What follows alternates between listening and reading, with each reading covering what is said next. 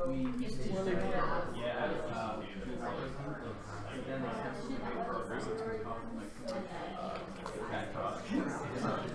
we teach cats basically talking to them about kindness.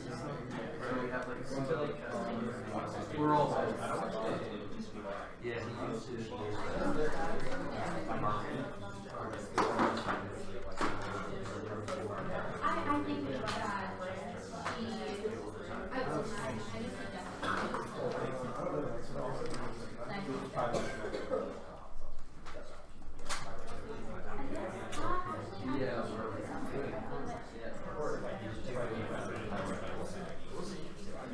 I think that what's the local that person's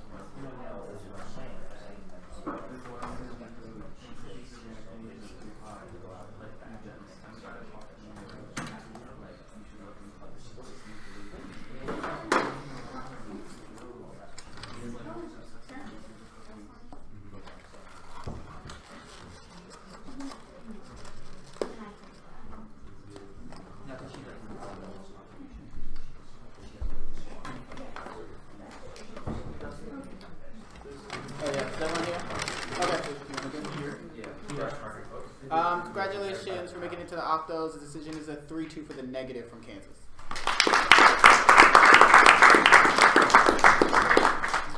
I was sad. So I wrote affirmative on the permutation. I think that the affirmative has won an impact turn to the pick with the 2AC Marriott 12 evidence, which I guess it was functionally a double turn argument. So this debate is weird for me because functionally it requires the judge to make a determination of who has the best reading and interpretation of the literature, but you both don't do a good job of raw to the level of impacting out your argument and then comparatively explaining those impact calculus in terms of what that means for the ballot. And so I'm not really surprised that it's a split decision, but both teams are functionally going for the other side has double turned themselves and you should vote for me. But I think that, no one, again, is explaining what that means or how I should adjudicate that. And I think that I'm left to determine the 2NR versus the 2AR. And I think that the 2AR has a more well-developed and easier to follow impact to their double turn argument. So I think that, the affirmative is winning a large risk of the impact to the double turn, which is functionally that your reading of blackness through an ontological lens of structural antagonism is problematic for how we engage and determine blackness. I think that this implicates a negative argument in two ways. The first is I think that it implicates your theory of blackness, i.e. that it's not ontological in terms of an antagonistic sense, but contingently based on black experience, which for me provides a defensive argument to your double turn, because I think that what it does is it gives credence to the argument that their combining of the Winters with the Marriott is a corrective politics that kind of hints back at some of Why would the corrective of the just reading the Marriott not solve that? That's the part I'm confused about, is if Marriott provides a corrective to Winter insofar as saying that sociogency can be a thing without science positivism be a thing, then why include Winter? Because I think that their rereading of the Marriott evidence in the 2AC, which is functioning like, I disagree with certain parts of Winter, but not this part of Winter resolves that. I know, but that's what I'm saying. So So what I'm saying is that I don't think that you have won a large enough impact argument to justify just the Marriott debate. Yeah, I think that it's a question of do we risk that is the Marriott debate sufficient enough, or does the discussion of kind of the ways in which cultural practices, particularly that I think the Winter they're citing particularly in the Winter's evidence, right, also contribute to the ways in which you can determine things like climate, like violence toward in terms of the climate. Right, which I think kind of couples with the Marriott 12 evidence, which they use as a sufficient offense against the criticism directly. Okay, do you think that in the future, if I separate the first piece of Winter evidence and say that, sure, this is the part that maybe Wilderson says is possible to understand the 1750 whatever, but our argument is the second card they read that's just the chemicals in people's brains, blah, blah, blah, blah, blah, is the part that Marriott is saying that's a tricky space. I think and impacting that better? That way, a more kind of broader discussion of eugenics in relationship to that kind of ways, which kind of there are certain forms of violence that is produced against certain bodies that cannot be kind of predicated off of just contingent form of violence. That we need to a larger way in which we can engage in structural analysis, right? I think that kind of making those direct arguments to the fact that like certain bodies are dealt with differently doesn't allow us to deal with all the intricacies of that, right? So focusing on the fact that flesh itself is what renders us capable of having kind of analysis to avoid that, not necessarily avoid that violence, but to have a better understanding of the ways in which that violence happens. Yeah, so for me, I think that you win functionally that there's tension between Winters and Marriott. I just don't think you win an impact argument to that. Or also a risk that the act doesn't resolve that. The second thing that I think that it does is that it turns the pick. So the Marriott evidence says that the alternative would then lock in a sentimental morality which traps blackness into its own despair. I think that you have arguments about why blackness being pathology could potentially resolve that. I just need those applications to be specifically made. So I think that if you do two things for me, so I thought that the block was really good, right? I thought that you had some really good arguments in the block. I just don't think that impact calculus makes it into the 2R. So for instance, you have arguments in the block that impact out this biology determinism or positive scientism argument with eugenics. That doesn't make it into the 2R. And then I think that another thing that you could potentially do is I thought that the first piece of evidence that indicted Winters was probably a better place to spend given the panel, because what that does is it says that Winters forecloses a gendered and sexualized nature or description of slavery, which I thought would have been a much better 2R choice for this debate. Because what that does is that does not give the affirmative the ability to be like, hey, Marriott is a corrective politics, because I think that what it does say is that, the alternatives theorization of the black matrix, even if your arguments about Marriott being able to resolve the tension between scientific positivism is true, doesn't get at the sexualized nature of that violence. And so for me, I thought that could have potentially been a better 2R choice. But if you extended some of these arguments about eugenics, which I thought that the 1AR was kind of weak on, and the 2AR doesn't really do much with, it would have been an easier way for me to vote negative. Extremely similar to Kevin. I think the one thing I do spend a lot of pause on is the question of eugenics, right? I think that if it's impacted out more in the 2R, that I can see that as a unique reason why kind of the fleshiness of dealing with things is probably better than kind of the way the body animates itself. Because I think that they don't have any preclusion for how the body animation itself produces that kind of gendered violence, right? I think that this becomes a better way in which you can deny the permutation and also explain why this is a floating pick, and that kind of how Winter forecloses the possibility of us talking about those form of intimate violence that happens between kind of even within community, even within the kind of commutative group that Winter talked about as well, right? That those forms of violence, right, cannot be understood if we can't render a grammar in the first place, right? I think that that argument would be much more sufficient. Second, I think that you should probably deal with the Hartman evidence a little bit more. I think that they're right in the point that you don't warrant it, which is what I grant them as a net benefit to the permutation, that they have expressed a examination of social life and how social life functions, even with death being kind of that I can say that paradox relationship, right? I think that the problem is that the tension that is created between kind of this question of Winters and Marriott, right? I don't think that the AF loses the risk that they don't resolve that, or that the total life performance, which is the Marriott 12 evidence, right, doesn't begin to kind of create a way in which we can deal with paradoxical relationships, i.e. Winters reading versus Marriott reading, right? And I think that that's something that focusing particularly on the eugenics portion of the debate would out them out on kind of the permutation that you don't get access to this, because our argument is that the body, right, the body also details certain performances because the body is biological, right? Which means that your science doesn't explain it. Furthermore, science doesn't explain the particular relationships of violence that happens. That is not necessarily climate change, but just particularly how certain climates are produced.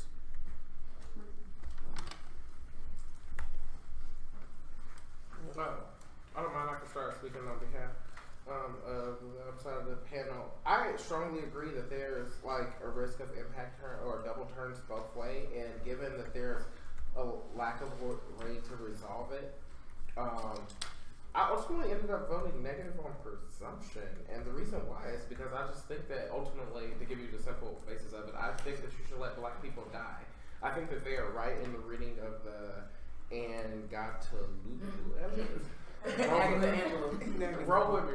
On the Angelou evidence, in the sense that I think that you're right in the sense that you try to find life within death. I think that they've made an argument to some degree that we never ever get to the death part, and they have used your evidence almost as a performed example of why this is true. And so I read this evidence a couple of times and tried to figure out how it is that the I cannot breathe can get us to a moment of death, and I just never get that from you all.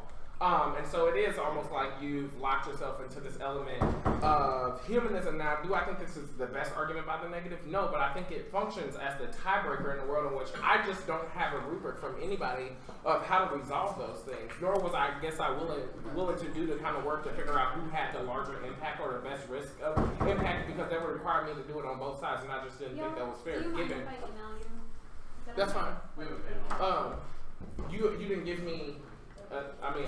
You didn't give me the rubric to kind of do that, and I felt like you kind of left it up to me. And so most of the debate, I don't want to say it's a wash because I hate that kind of lazy language as an adjudicator, but I felt like I didn't have to go there because there was like this external piece of offense that I don't know how you got to the best version of your athlete, right? And so I guess I'm missing an explanation, particularly in the 2AR, of how it is that we get to live in that state of death. I get the how do we live part, and I think that that's kind of like the risk of your double turn, but how do we get to the death part? Right, and so I guess it begs the question of both of the double turns, right? It's just whether or not we get to blackness as pathology, regardless of the path, right? And I don't think that either path got there, and so it's fundamental presumption. Does that make sense? To resolve that, I think. That makes sense. So I gotta communicate more of what my argumentation is. And to just resolve that, just make a theory argument. They have an alternative. Presumption flips ass. Right. They don't give presumption. Also, you Right. don't really go for the alt in the 2 and all. Yeah, that's Right, she went for the pick, but there was not an argument in the 2AR as to why, like, no, that's bullshit. If you feel like these things create tension, or there's not like a way to get out of it, then you should vote affirmative. But I do feel like, in some hand, that there's this weird part after she it was a weird moment. She was slowed down for a while, and then she kind of started to pick back up, and was like, now they've conceded this presumption argument. They don't allow black people to die. I think the block was better on this argument, but I just don't have an on-point response from you all about how it is that black folks are allowed to exist in a state of death, right? okay. How can they just go away? Because they've kind of made sort of like a uniqueness argument that says that it's a myth to assume that black people are made to die at the hands of the world when actually they're made to live to some degree. I think that's the Hartman evidence. So that Hartman says that Right. we live that kind of paradoxical life of being dead, but also kind of having play in life in that moment of death. Though every moment of death, right? And I think that's where kind of I give you weight or credence on the permutation debate. Okay, yeah. I just don't. But I don't think you do the connection. I don't think the that's absolutely permutation right. debate resolves that, and I guess I'm unwilling to do that work for you all on that question. Alright. Right. Because I think it is the safety net kind of evaluation tool of the 2 and R, which I don't think the 2AR grapples with. Do you know? So, do you feel that, and this could be applicable across a wide range of debates, but do you think that making a theory argument that provided an alternative flips presumption would have potentially resulted for an affirmative ballot? I think that you could have just talked, been a little bit more explicit about the nature of, what is it called? Whatever breath. Right? Talk to me in practice about what that looks like with your body speaking that. Because I thought that was one of the most interesting moments of cross-ex for you all, particularly, it was when you said this in cross-ex area, she was like, so if I'm black, then why am I not pathology? Right? And so I was just like, say that, where's that? But I don't feel like that came through in the 2AC, I don't feel like it came through in the 1AR, and I really don't feel like it came through in the 2AR. And I feel like if that's there, then there's almost no way for me to vote negative in this debate, considering that then that would access the net benefit of your permutation, which means that you get access to the pick and resolve the presumption argument, because there's something productive that you do just by nature of being here and almost like speaking or breathing death. Okay. Do you see what I'm saying? Yeah. I just don't think that you talk about the moment that is of the 1AC where you advocate the death, but rather just defend the methodology of breath, as something to be defended, right? I also don't think that you should let this debate come down to a theory of evidence, but that's also my bias in terms of being evidence bad. But I just think it gets too theoretical and away from what the text of your evidence says that you need to do. I think that you move away from doing the breath part of being in that what does it say? Of participating in those lived practices, right? That can find its way to navigate that paradoxical state of existence or non-existence of life or death or life in death, right? And so, therefore, I would have negative. Sure. Super interesting debate to watch. but deciding it is like the flip side of that. So I didn't vote on presumption. I'm more on the pick side.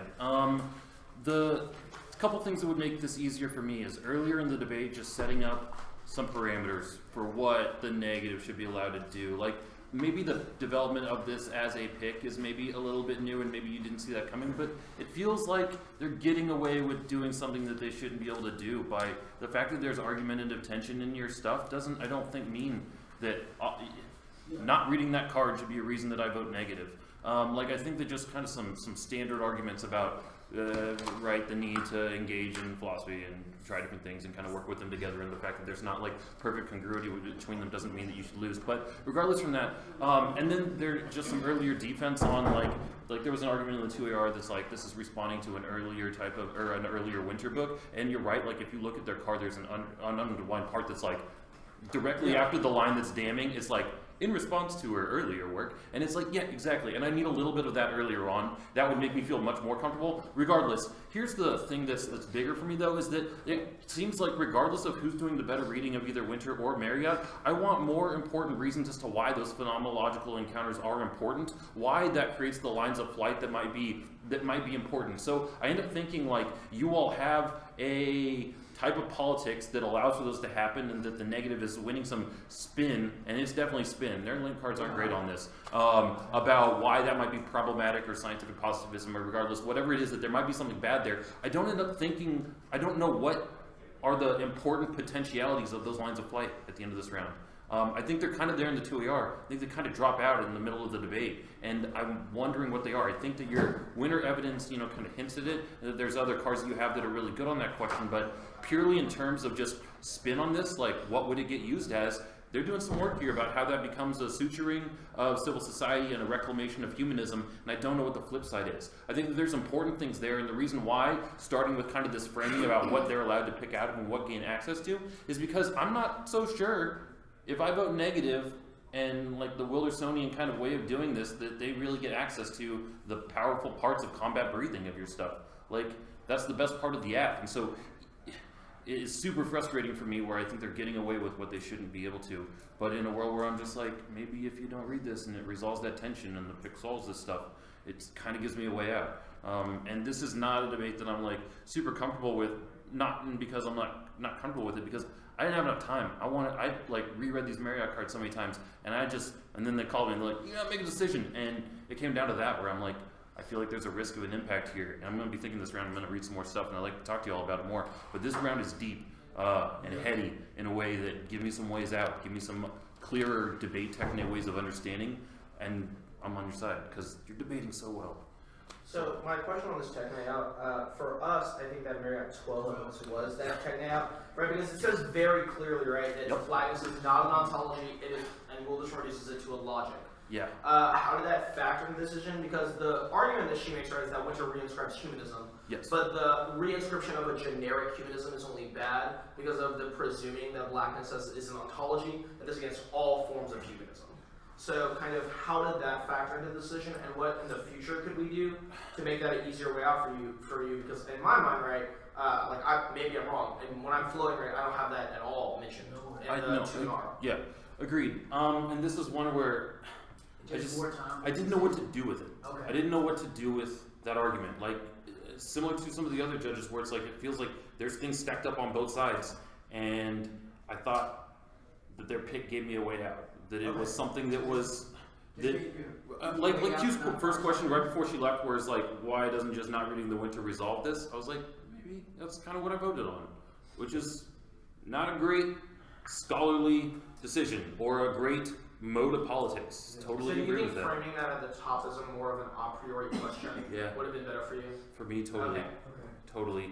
It at least frames that in my mind as the way that I should approach this debate, and not in terms of whatever ingrained offense-defense paradigm I might have because of how many years of debate. Just a different way of how I should be thinking about this round writ large. And that's why just saying this is what our scholarship is and why you shouldn't think of it in that way. And then I think that just in terms of truth of the matter, you're on the right side of this. Definitely. Thank you. I don't disagree, it won't be long. I think you are more valid in a world where you deal with some of these questions of you start your interrogation and investigation, for me, what starts to paint a lot of how you orient yourself towards interrogating humanity or even having better, more meaningful conversations about pathology is where it is that you deal with moments of captivity and modernity versus the historical moment that you all start having conversations about the way that sociology comes to shape and come into existence in a world where you pick a particular plot on a line and you say this is where we start our interrogation. I think that detracts from your ability to say that lost my train of thought. But it takes away from your ability to say that you leave room for depth, right? And that is because you then ignore kind of the historical influence of those moments of captivity and modernity on how we understand climate change, on how then we start to be socialized, on how then we come to quantify and separate and categorize people, how we then come to interpolate them, right? That all speaks to where that position started. And I think you all just don't take them up or don't resolve for me why it is at that moment on the spectrum of time is one that is a better explanatory mechanism for me about humanity and how I understand it. So, in that world, I think then I become more comfortable with the pick and how then it starts to explain some of the dynamics of the affirmative and some of the things you all tend to resolve, especially in a world where things become super heavy and it becomes easier too. I think just there are moments where, and I see intentional attempts to try to get out of the weeds and try to be very specific, try to be very clear about things. But I still even think even more so slowing down either at the top or the bottom of that speech and saying, look, a couple of things we need to resolve by the time this debate is over. This, that, this. Gotcha. You know what I'm saying? And kind of boxing stuff out very completely because there is this very low and slow conversation that you have about the function of the pig where she is able to retell the story of the affirmative to me when she says that when they see refuses part of the resolution, they attempt to solve those or provide some interpretation of solvency through combat breathing. This happens though post some type of event, right? In response to some event and not solely as it exists on a spectrum of modernity that exists after captivity, right? I think when it is able to be painted as in response to some event, right, that obscures for me what happens before that, which means that obscures how you operate yourself towards negotiations of pathology, what those things mean. Okay. TLDR, deal with that part of the debate, especially when it's in the 2-1, when they're like this and they have picked out moments that necessitate a responsiveness to antagonism, right? And not thus kind of challenging what they mean when they say that there's some type of resistance, because the best type of resistance is one that essentially doesn't exist at all, right? But allows for the pathology to play itself out. And thus putting that back on the table as an option. So just deal with that part of the conversation. Have some continuity with that part of the debate. And it will do it. But I think this whole notion of drawing historical lines or these lines of flight being manifested in that particular time period kind of shape for me how you then grapple with questions of pathology. So just same question I have for you that I have for Andy, which is how do you kind of grapple with this Marriott 12 evidence? Because I think a lot of the stuff you're talking about, like this obscuring on the historical line and the kind of configuration of the permission of dealing with these questions, presumes an ontological basis that gives coherency to those questions and makes their impacts meaningful. Not there. Very close to looking at it. Right, I think it's just a level. It's a question of the words you say, how you say them, and how you connect some of these ideas more cleanly to make that argument. It is not that I disagree with your interpretation of that piece of evidence. I even go back to the permutation and find it potentially a place to vote. However, it does not. You don't do enough to reconcile that other part of the debate for me in a clean way. So you think they're talking about that other part of the debate, but through what Marriott would describe that as instead of their story would be productive? Yes. Okay. Absolutely. Okay. All right. Determine. Yeah, I'm excited for the next time I get the next crack I get. Okay. I'm excited for the next crack I get because the more and more I'm developing like a language for y'all. You know what I'm saying? So I'm excited for more and more opportunities to kind of get into the landscape of how you are thinking about the topic. Thank you for sure.